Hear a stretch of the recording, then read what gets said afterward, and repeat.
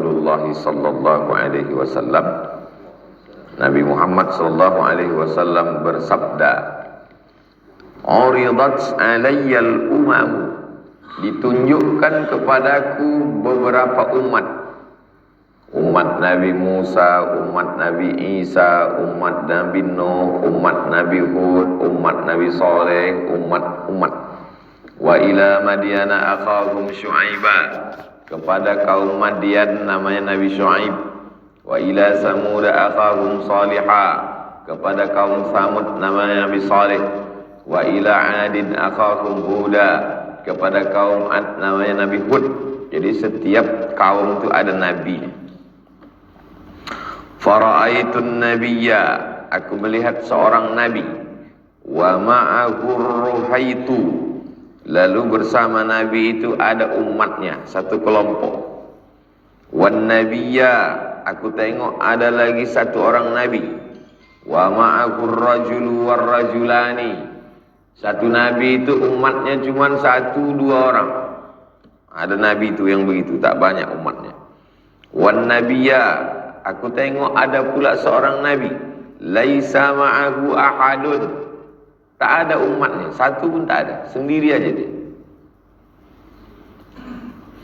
Idh rufi'a li sawadun azimun, lalu kemudian aku lihat ada orang ramai sampai menghitam. Biasanya kita kalau bagaimana tadi nampak jamaahnya, menghitam saking ramai. Karena rambut kepala orang tu kalau tengok dari atas menghitam jalan. Fadhanantu annahum ummati, aku sangka mereka ini umatku. Orang ramai ku tengok ini ku sangka umatku. Faqila lahu, lalu dikatakan faqila li, dikatakan kepadaku, hadza Musa, ini adalah Nabi Musa, wa qaumuhu, dan ini adalah umat Nabi Musa. Umat Nabi Musa adalah Bani Israel. Walakin unzur ilal ufuq, tengok ke atas. Jadi kau tengok banyak menghitam itu umat Nabi Musa. Unzur ilal ufuq, tengok ke atas. Fa nazartu, lalu aku melihat ke atas. Fa idza sawadun azimun, aku lihat ada pula orang yang sangat ramai. Faqila li, dikatakan kepadaku, unzur ilal ufuqil akhar, lihat lagi ke atas. Fa idza sawadun azimun, aku lihat orang sangat ramai. Faqila li, dikatakan kepadaku, hadhihi ummatuka, inilah umat engkau wahai Muhammad sallallahu alaihi wasallam. Jadi yang paling ramai itu adalah umat Nabi Muhammad sallallahu alaihi wasallam. Yahudi itu sekarang yang ada di Israel itu cuma 5 juta. Penduduk Riau 6,7 juta. Indonesia 270 juta. Kencing kita rame-rame dari sini, diarahkan pipanya ke Israel, tenggelam orang Israel, mati. Apalagi dari sini ada jengkol, ada petai, sambal belacan. Saking kan hadis ini menunjukkan, padahal waktu itu umat Nabi Musa lebih banyak pada dibanding umat Nabi Muhammad SAW. Sekarang terbukti. Dan agama yang paling pesat perkembangannya adalah agama Islam. Puncaknya nanti sebelum kiamat, Eropa itu menjadi Muslim semua.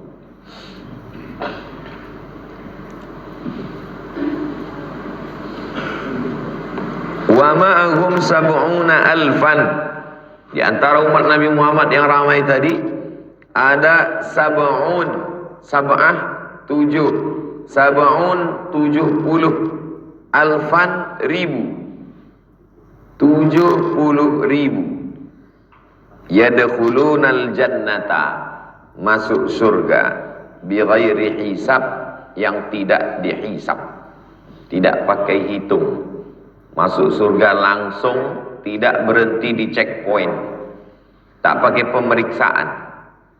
Kita mau masuk mall aja sekarang masih diperiksa, mau masuk parkir aja pun diperiksa. Ini masuk surga bi ghairi hisab, tak pakai periksa. Wala azab, tidak kena azab, tak singgah di neraka, langsung masuk ke dalam surga. 70.000. Penduduk kecamatan Tampan 250.000. Penduduk Bukit Tinggi 70.000. Penduduk Padang Panjang 60.000. Thumma nahadha fadakhala manzilahu. Lalu kemudian Nabi SAW bangkit dan dia pun masuk ke rumah. Habis dia bercerita tadi, habis itu dia pun masuk ke rumah. Fakhadhan nasu. Lalu kemudian orang pun bertanya-tanya lah, siapalah yang 70.000 masuk ke dalam surga ini? Masuk tak kita di dalam? Fi ulaika alladziina yadkhuluna al-jannata bighairi hisab wala azab. Siapa yang masuk surga tak kena hisab, tak kena azab? Cuma 70.000. Penduduk Pekanbaru 1.200.000.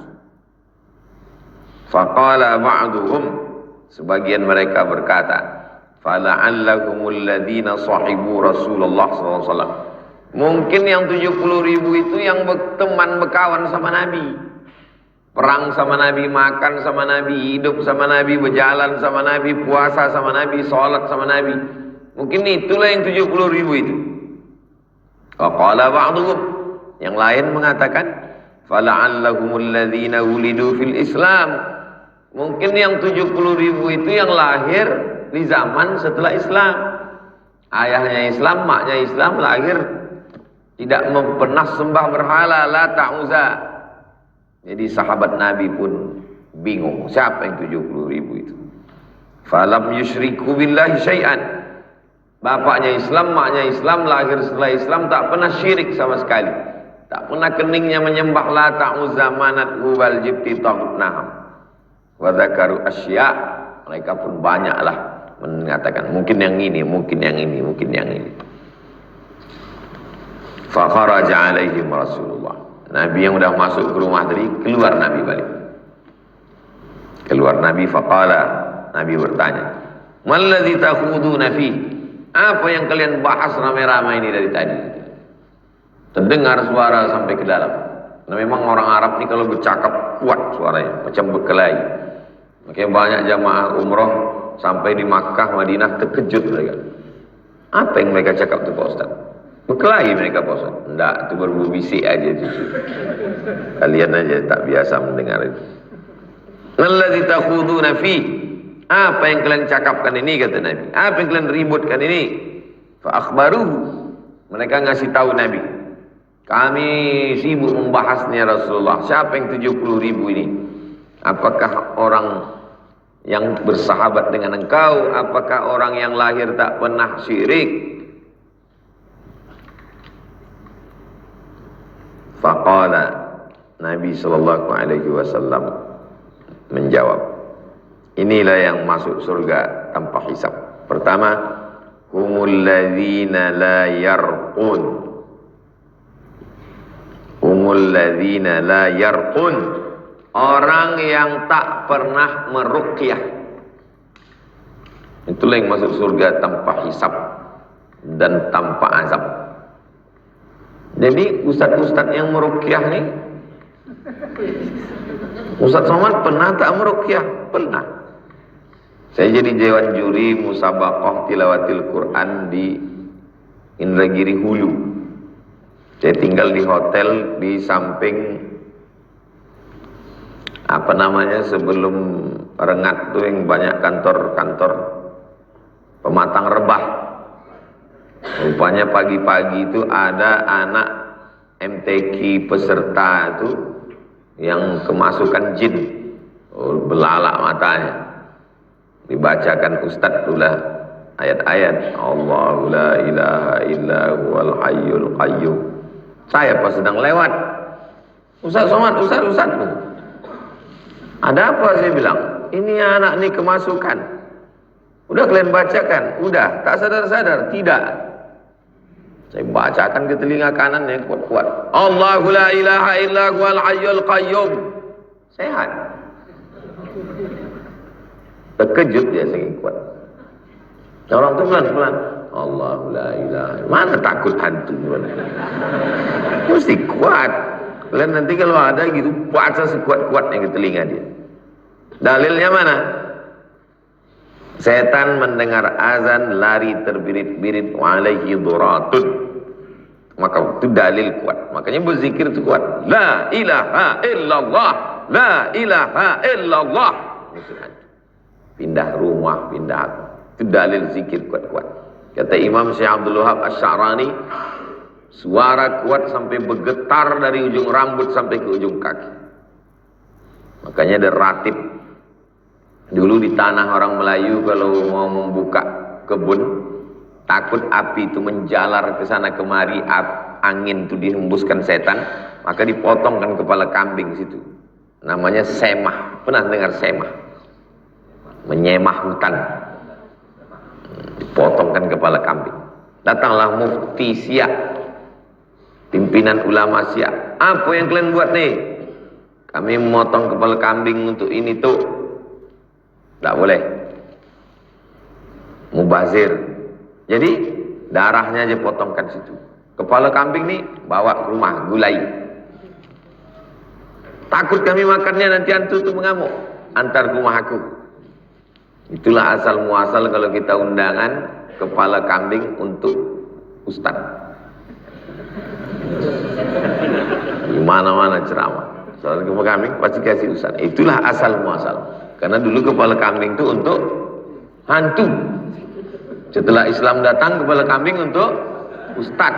Jadi kalau ada sampai sekarang kepala kambing dikasih ke hantu, berarti ustaznya kalah sama hantu. Itu asal muasal dari Syiah itu. Kepala kambing itu naik derajatnya dari hantu ke ustaz. Dimakan oleh orang soleh. Darah najis tak boleh makan. Kasihkan situ dalam tanah. Jadi siapa yang meruqyah berarti dia tak masuk golongan ini. Apa maksudnya? Maksudnya ruqyah jampi-jampi yang bukan dari ayat Quran. Itu maksudnya. Karena arti kata ruqyah itu jampi-jampi. Ketika Islam datang, berubah jampi-jampi tadi menjadi doa.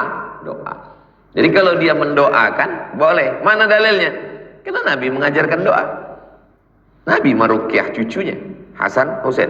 U'idzukum bi kalimatillahi tammati min kulli syaitani wa hammati wa min kulli ainin lamah. Ruqyah itu. Katanya kalau ruqyah, orang yang meruqyah tak masuk surga tanpa hisab. Ruqyah jampi-jampi yang tidak pakai Quran dan hadis. Kak kang telinga wasi mulut tu songkang gigi tu kunci-kunci. Jampi-jampi minta kepada hantu setan. 2. Siapa saja? 4 ini. 4 orang masuk surga tanpa hisab, tanpa azab. Pertama, tidak menjampi-jampi. Yang kedua, wala yastarqun, tidak minta ruqyah. Banyak sekarang orang takut.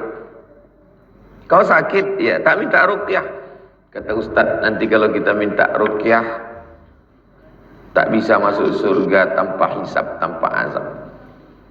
Maksud di sini adalah 3. Pertama, minta ruqyah kepada dukun jampi-jampi. 2, meyakini bahwa dia sehat karena orang yang meruqyah itu. 3, meyakini dia sembuh karena doa orang ruqyah. Kalau gara-gara itu masuk dia dalam golongan orang yang tak bisa masuk surga tanpa hisab. Tapi kalau ruqyahnya syar'iyah, ruqyah ini 2, ada ruqyah syar'iyah, ada ruqyah syirkiyah. Ruqyah syirkiyah syirik, minta kepada jin, hantu, setan. Ruqyah syar'iyah minta kepada Allah. Yang diyakini bukan orang yang meruqyah. Yang diyakini bukan bacaan. Itu hanya sekedar wasilah. Yang diyakini adalah Allah. La ilaha illallah. 3. Wala yatatayyarun. Tak percaya kepada burung. Tayr, burung. Tak percaya sama burung. Dulu orang kalau mau pergi bisnis, dilemparnya burung di atas dahan. Ini hari Rabu, dia mau bisnis. Bisnis tidak, bisnis tidak, bisnis tidak. Ambil batu, lempar burung. Kalau burung itu terbangnya ke arah Syam, kiri, berarti jangan transaksi, Anda rugi. Kalau burung itu terbangnya ke arah Yaman, artinya beruntung, maka lanjutkan transaksi, insya Allah akan beruntung. Percaya kepada burung, tak percaya kepada takdir Allah, merusak keyakinan, maka dia tak masuk dalam golongan yang masuk surga tanpa hisab, tanpa azab, gara-gara percaya kepada burung. Pertama, menjampi-jampi. Kedua, minta jampi. Ketiga, percaya burung. Yang kelima, wa ala rabbihim yatawakkalun. Bertawakalnya hanya kepada Allah. Banyak orang sekarang bertawakal kepada ruku, bertawakal kepada SKPNS, bertawakal kepada saldo tabungan bank. Sedangkan orang yang masuk surga tanpa hisab, tanpa azab, bertawakalnya hanya kepada Allah. Tapi bukan berarti tidak berusaha dan berikhtiar. Bapak tak kerja hari ini, Pak. Aku bertawakal kepada Allah. Ini pesong. Orang yang hanya berdoa tak berusaha, pesong. Orang yang hanya berusaha tak berdoa, sombong. Jadi kita ada usaha dan ikhtiar. Itu ahlus sunnah wal jamaah. Faqama Ukashah bin Mihsan. Lalu tegaklah seorang sahabat Nabi, namanya Ukashah bin Mihsan. Faqala, kata dia, "Ud'u Allah an yaj'alani minhum." Ya Rasulullah, doakan aku supaya masuk golongan yang 70.000 masuk surga tanpa hisab, tanpa azab tadi. Langsung Nabi mendoakan dia. Kata Nabi, masukkan Ukashah ini ya Allah. Lalu kata Nabi, anta minhum, kau masuk dalam golongan itu. Summa qama rajulun aghar, tegak satu lagi. Ud'u Allah yaj'alani minhum. Ya Rasulullah, doakan aku supaya aku masuk juga dalam golongan 70 orang masuk surga tanpa hisab tadi. Faqala, apa kata Nabi? Sabaqaka Ukashah. Ukashah sudah mendahului kau. Kau sudah disalib Ukashah. Jatah cuma satu. Tak ada tambahan. Muttafaqun alaih. Hadis ini kalau disebut muttafaqun alaih, disepakati atasnya, maksudnya sepakat Imam Bukhari dan Imam Muslim memuat hadis ini dalam kitab mereka. Muttafaqun alaih ada dalam Sahih Bukhari dan ada dalam Sahih Muslim. Sekarang penjelasan kata-katanya. Jadi Imam Nawawi ini selain menyebutkan hadis, tapi dia ada kata-kata yang sulit dijelaskannya. Ar-ruhaitu bi dhammir ra, cara membacanya huruf ra-nya dhammah, ru. Tasghir rah, ruhait. Wa hum duna asyrati anfus, tak sampai 10 orang. Jadi kalau nampak ada 8, 9, 7 orang, haula ruhait. Ruhait, roha ya qa, ruhait. Di bawah 10 orang. Al-ufuqu an-nahiyatu, sisi, al-janib, samping. Itu arti al-ufuq. Ukashah bi dhammil ain, cara membaca akashah, ikashah, ukashah bi dhammil ain, pakai dhammah.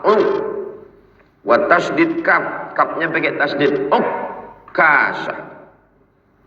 Wa takhfifiha.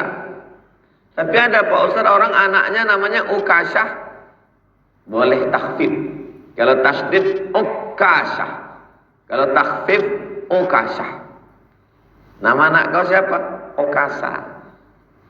Tapi dalam hadis Okasha, biar agak keren sedikit. Dirobah-robahnya sedikit, dimodifnya. Mana yang lebih fasih, lebih bagus? Okasha atau Okasha?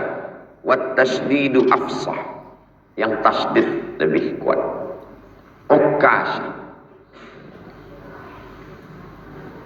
Siapa yang mau punya anak, bingung cari nama, kasih nama anaknya Okasha.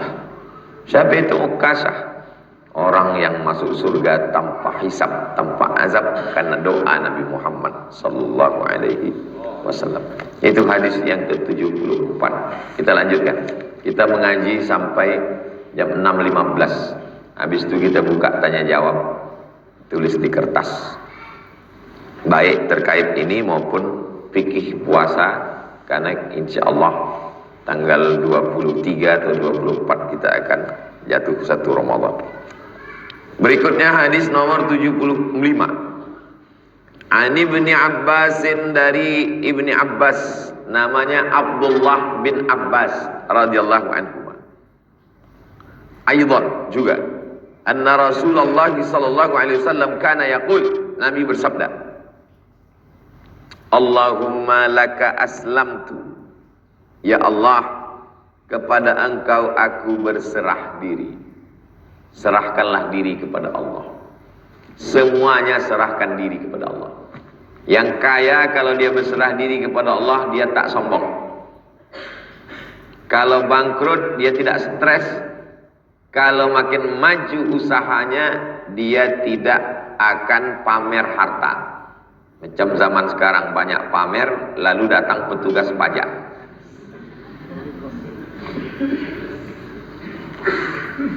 Pamer di medsos, suaminya nampaknya tawadu, rupanya bini pamer. Suami tawadu, bini baik, anak pamer. Angkap sama petugas pajak. Rupanya petugas pajak pun tak bayar pajak. Kalau diikuti ini gilo lama-lama. Allahumma laka aslamtu, aku menyerahkan diriku kepada Engkau ya Allah. Makna berserah diri kepada Allah bukan berarti apatis. Apatis tanpa usaha dan ikhtiar. Hanya duduk berpangku tangan di rumah. Pas ditanya, kenapa kau tak keluar rumah bertanam sawit? Kenapa tak bertanam akasia? Kenapa tak mencari madu lebah? Kenapa tidak mengolah tanah? Kenapa tak bertanam melon? Kenapa tak bertanam semangka? Kenapa tak berdagang di pasar? Laka aslamtu, serahkan diriku pada Allah. Besok. Karena ulama tak ada mengajarkan begitu. Ulama-ulama tasawuf itu tak ada berusaha, Pak Ustaz. Ulama-ulama tasawuf itu berzikir aja, berserah diri pada Allah. Dalam bidang akidah kita ikut ulama Imam Abul Hasan Al-Asy'ari. Dalam bidang fikih kita ikut ulama Imam Muhammad bin Idris Asy-Syafi'i.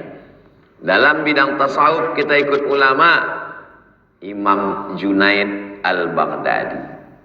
Imam Junaid apakah dia duduk di rumah pangku tangan tak berusaha? Imam Junaid Al-Baghdadi punya toko. Punya toko di pasar, jualan. Pagi habis salat subuh, zikir, pergi dia buka toko. Kalau ada pembeli, saya. Tak ada pembeli, salat sunat 400 rakaat. Habis 400, tutup, balik ke rumah. Di mana cerita ini ada?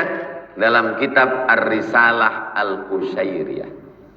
Supaya nanti kalau ditanya Allah, ada usahamu? Ada. Jangan sampai hidup tak ada usaha. Kenapa dia pilih dagang jualan? Kasbur rajul biyadih. Kerja dengan tangan sendiri yang halal, itulah yang paling baik. Kullu bai'in mabrurun. Setiap jual beli itu mabrur, baik, diterima Allah. Jangan sampai tak ada usaha. Entah bertanam sawit, bertanam karet gotah, bertanam macam-macam, beternak. Itu si anu tuh kaya kali dia, ternak Pak Ustaz. Tak ada ayamnya, tak ada, ternak tuyul. Haram. Setan. Tuyul itu setan. Lain padang, lain belalang, lain lubuk, lain ikannya, lain tempat, lain namanya. Di barat namanya Dracula. Di Cina namanya apa tuh yang melompat-lompat tuh? Vampir. Tempelkan tiket di keningnya, diam ya. Di tempat kita hampir semua hantu itu cacat. Suster ngesot, apa lagi, sundel bolong, tak ada yang sehat, sakit semua. Anehnya orang Indonesia paling takut sama hantu, padahal hantunya cacat. Kalau di luar negeri itu kan sehat-sehat, keren-keren, naik Harley, naik Dracula itu kan keren, pakai jas, pakai dasi, pocong, tak berjahit baju.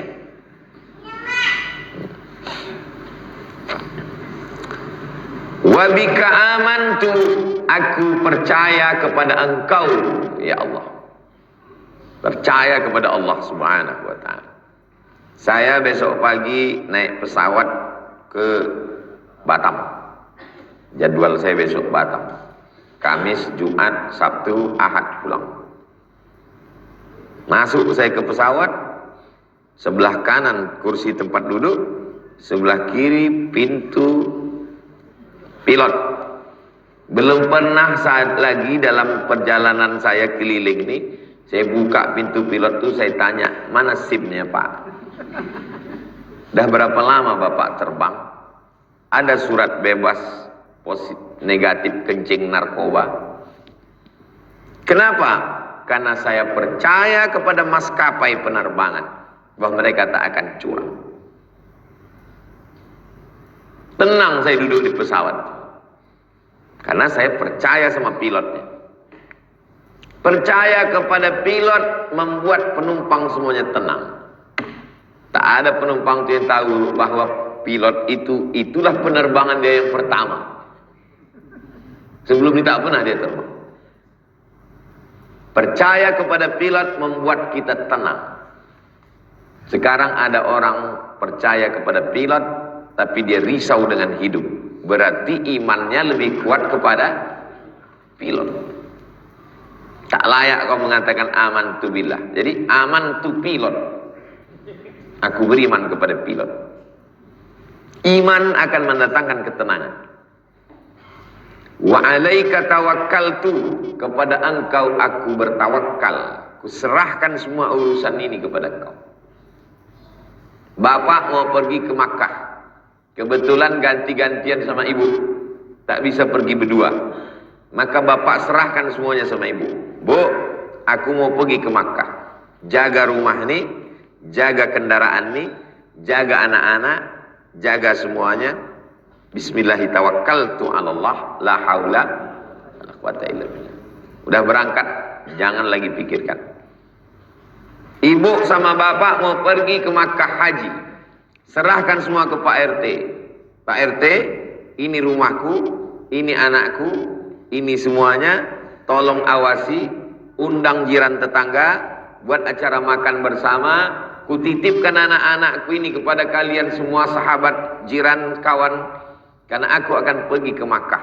Sampai di sana, jangan lagi sambil tawaf, sambil, udah mati keran air, angkat kalian jemuran, listrik gimana? Berarti masih berbagi lagi kaki. Kalau udah serahkan semuanya. Jangan lagi pikirkan. Itulah yang membuat tenang. Beli gagang pancingnya, pasang mata kailnya, ambil umpannya, tawakal pada Allah. Dapat bersyukur, tak dapat bersabar. Dua-duanya baik. Itulah makna tawakal. Orang bertawakal tak risau dengan hidup. Wa ilaika anabtu, kepada engkau aku akan kembali. Semua kita ini mau kaya, mau miskin, mau rakyat jelata, mau orang kaya, mau penguasa, semuanya akan kembali kepada Allah. Inna lillahi wa inna ilaihi raji'un. Wa bika khasamtu, dengan engkau aku mempertahankan diriku. Kalau aku diserang orang, ku pertahankan diriku dengan engkau, bukan dengan setan, bukan dengan jabatanku, bukan dengan pengikutku. Wabika khasamtu, dengan engkau. Maka kalau kita melawan musuh, sertakan Allah. Kalau kita menang, kita tak sombong. Kalau kita kalah, kita tak berduka. Karena kita menyertakan Allah dalam setiap gerak. Nabi Musa, waktu dia dikejar-kejar Fir'aun, di depannya Laut Merah, di belakang pasukan Fir'aun. Apa kata Bani Israel? Inna lamudrakun, kita tertangkap ini Musa, tertangkap kita ini. Apa kata Nabi Musa? Kalla, tidak. Inna ma'iya rabbi sayahdin, aku bersama Allah. Apa kata Abu Bakar Siddiq di Jabal Sur waktu mau hijrah? Matilah kita ini tertangkap ya Rasulullah, aku takut ya Rasulullah. Apa kata Rasul? La tahzan, innallaha ma'ana, sertakan Allah dalam setiap urusan. Menyertakan Allah itu membuat hati lapang. Menyertakan Allah itu menghilangkan gundah, galau, stres, depresi, takut, cemas. Orang kalau terlalu takut, cemas, detak jantungnya tak normal, jantung koroner. Kalau terlalu takut, cemas, otaknya tak normal, stres, depresi, makan obat, sabu-sabu, narkoba, lingkaran setan. Allahumma inni a'udzu bi'izzatika, ya Allah, aku berlindung kepada Engkau dengan kemuliaan-Mu. La ilaha illa anta, tiada Tuhan selain Engkau. Antudillani, Engkau yang mengarahkan aku dari kesesatan. Antal hayyu alladzi la yamutu, Engkau maha hidup yang tidak mati. Jangan minta tolong kepada yang mati. Minta tolonglah kepada yang maha hidup dan tidak mati. La ta'khudhuhu sinatun wala naum. Allahu la ilaha illa huwa al-hayyu, maha hidup, al-qayyum, maha mengatur. Wal jinnu wal insu yamutun, jin manusia mati. Jin mati, mati. Manusia lebih dulu. Jin umurnya lebih panjang. Jangan minta tolong sama jin, karena jin juga mati. Jangan minta tolong sama orang, orang juga mati. Ketakutan sakit, takut mati, minta tolong sama dokter, menggantungkan harapan. Dokter itu lebih dulu mati. Tapi saya masih tetap ke dokter, masih tetap ke rumah sakit, masih tetap ke apotik. Kenapa? Sebagai ikhtiar dan usaha. Muttafaqun alaih. Hadis ini ada dalam Sahih Bukhari, ada dalam Sahih Muslim. Wa hadza lafzu Muslimin. Lafaz yang disebutkan Imam Nawawi ini lafaznya dari kitab Sahih Muslim. Wa ikhtasarahu al-Bukhari. Ada dalam Sahih Al-Bukhari, lebih ringkas daripada ini. Tengok hafalan Imam Nawawi. Hafal dia yang Sahih Muslim, hafal dia yang ada di Bukhari. Imam Nawawi tak punya kitab Sahih Muslim. Imam Nawawi itu mensyarah Sahih Muslim. Di tafsirnya Sahih Muslim. Nama kitabnya Al-Minhaj, Syarah Sahih Muslim Ibn Al-Hajjaj. Tapi dia tak punya Sahih Muslim. Artinya apa? Sahih Muslim itu di kepala dia. Hadis yang terakhir 76. Ani bin Abbasin, dari Abdullah bin Abbas radhiyallahu anhu. Aidan juga. Qala, Nabi berkata, hasbunallahu wa ni'mal wakil. Hasbunallahu wa ni'mal wakil. Abdullah bin Abbas berkata, doa hasbunallahu wa ni'mal wakil qalaha Ibrahim, itulah doa yang dibaca Nabi Ibrahim hina ulqiya finnar, ketika dia dimasukkan ke dalam api. Hasbunallah wa ni'mal wakil, hasbunallah wa ni'mal wakil, hasbunallah wa ni'mal wakil, hasbunallah wa ni'mal wakil, hasbunallah wa ni'mal wakil. Yang jahat itu pikiran. Pikiran ini jahat. Nanti kau tak lulus sekolah, nanti kau tak bisa kuliah, nanti kau tak bisa kerja, nanti kau tak ada duit, nanti kau tak berbini, nanti kau jadi jomblo sampai mati. Pikiran ini jahat. Bagaimana menghentikan pikiran ini? Isap ganja. Itu maka orang mengisap ganja supaya pikiran ini berhenti. Bagaimana cara menghentikan pikiran ini? Pakai sabu-sabu. Berhenti pikiran itu. Bagaimana cara menghentikan pikiran ini? Minum kencing setan. Apa itu kencing setan? Khamar. Dalam Islam enggak. Cara menundukkan pikiran ini banyak zikir. Zikir yang paling bagus baca Quran. Maka orang membaca Quran, pikirannya tak liar. Bismillahirrahmanirrahim. Yasin wal Qur'anil Hakim. Innaka laminal mursalin ala siratim mustaqim tanzilal azizir rahim. Pikiran ditutup, tak liar dia. Atau zikir hasbunallah wa ni'mal wakil, hasbunallah wa ni'mal wakil, hasbunallah wa ni'mal wakil, hasbunallah wa ni'mal wakil, hasbunallah wa ni'mal wakil. Subhanallah walhamdulillah wa la ilaha illallah wallahu akbar. La ilaha illallah, la ilaha illallah, la ilaha illallah, la ilaha illallah.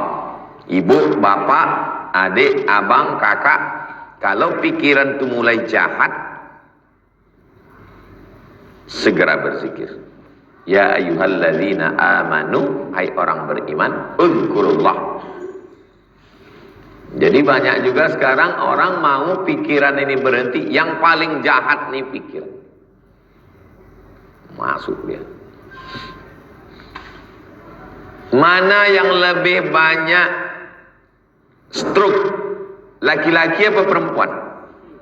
Laki-laki. Menurut sensus, yang paling banyak stroke laki-laki. Kenapa?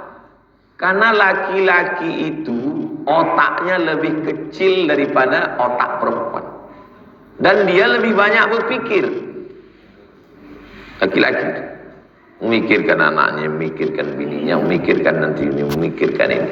Udahlah otak itu kecil, capek dia. Perempuan otaknya besar.